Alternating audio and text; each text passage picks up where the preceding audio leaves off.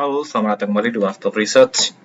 Nah, di episode kali ini kita akan membahas saham-saham yang berpotensi bagger ya. Seperti yang kita bahas pada 1 sampai 2 episode sebelumnya, kita kan udah bahas terkait dengan BNLI, BCIC, terus BEMAS, terus ada juga Vico ya. Terus terakhir juga kita juga bahas ADES. Nah, kali ini akan ada satu saham yang cukup menarik yang mungkin skemanya hampir sama ya, seperti apa yang terjadi di BNLI, BCIC maupun BEMAS. Nah, sahamnya apa? Nah, ini kita akan ulas sampai akhir video ya. Nah, tadi pagi ini muncul berita terkait dengan BKSU ya. Jadi beritanya ini diksinya negatif bahwa Bank KNB yang di Qatar ini dia melepas atau mendivestasi 1,42 miliar ya lembar saham BKSW.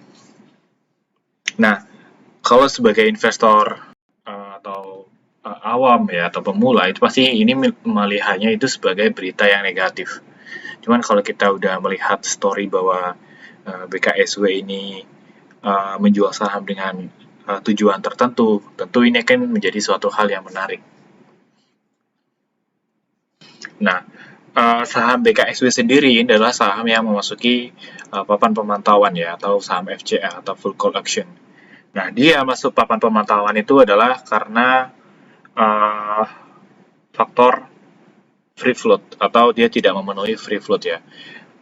Nah, kalau kita melihat bahwa dia ini memiliki tato ya, tato tidak memenuhi kriteria itu adalah 6A dan 6B. Jadi tidak memenuhi persyaratan berkaitan dengan penerbitan saham ya.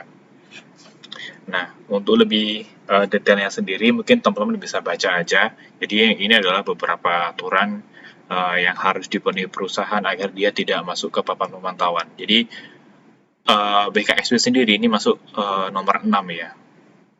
Jadi tidak memenuhi persyaratan untuk dapat tetap tercatat di bursa sebagaimana diatur peraturan nomor 1A terkait saham free float. Nah, kecuali ketentuan jurnal saham free float sedikitnya adalah 50 juta. Jadi kemarin kita bahas adalah ADES ya. Jadi dia tidak memenuhi free float karena lembar sahamnya itu kurang dari 50 juta lembar saham.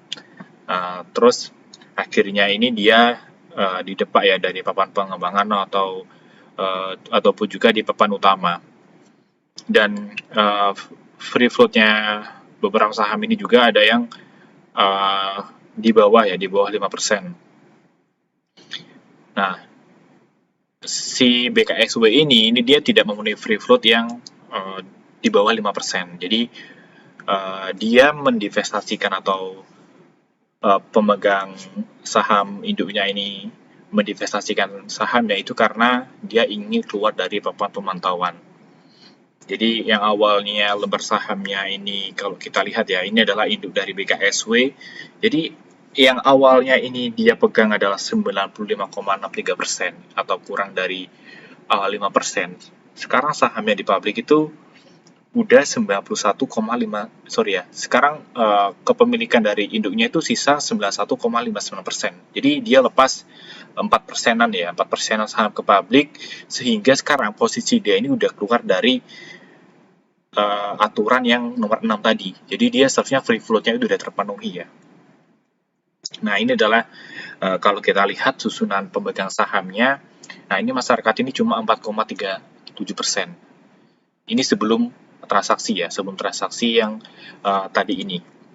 Nah, sekarang transaksinya udah terjadi dan kalau kita lihat jumlah pemegang sahamnya ini juga tiap bulan menurun. Nah, dengan transaksi free float ini seharusnya nanti jumlah pemegang sahamnya akan naik ya, karena sahamnya mungkin akan lebih liquid. Nah, kalau kita melihat ya beberapa studi case saham-saham yang memenuhi aturan free float ya. Nah, ini ada Bank BCIC. Bank BCIC itu kemarin 5 September dia memenuhi aturan free float ya. Dia dari harga sahamnya 100-an ya. Mungkin sekarang kalau teman-teman pantau saham BCIC itu harganya sempat sentuh 200 ya. Jadi saya ucapkan selamat ya buat teman-teman yang beli saham BCIC waktu nonton di saham bagger yang pertama ya. Itu mungkin udah sahamnya udah bergerak ke 200. Terus studi case juga adalah saham BNLI ya.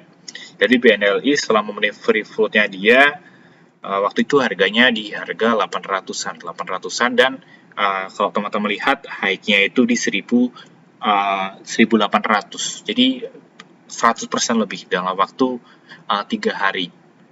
Karena waktu itu Bank Bangkok memenuhi free float-nya itu dia lepas 9,59%. Jadi lepas hampir 10% ya kepemilikannya ke publik.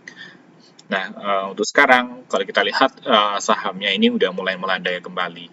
Cuman biasanya setelah pemenuhan free float itu sahamnya cukup pergerakannya cukup bagus lah kalau kita amati beberapa case yang terjadi sebelum-sebelumnya. Karena ibaratnya itu sahamnya ini udah masuk ke papan pemantauan ini udah lama.